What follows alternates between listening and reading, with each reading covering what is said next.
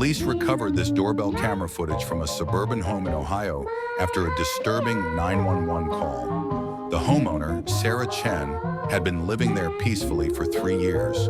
October 15th, 6:47 in the evening. Sarah returns from work, waves at the camera, completely normal. 7:23. A delivery driver drops off a package, walks away. Nothing unusual. But then at 8:15, the motion sensor triggers again. A figure stands motionless at the edge of the frame for over 4 hours, never moving, never blinking. The timestamp shows 11:58 when something impossible happens. The same person appears simultaneously on 2 different camera angles, standing in locations 20 feet apart. Then at 12:03, the figure steps directly toward the lens. Its face begins shifting, stretching, features melting into something inhuman while staring into the camera. The final footage shows corrupted frames as Sarah's panicked voice screams into her phone. She was never seen again.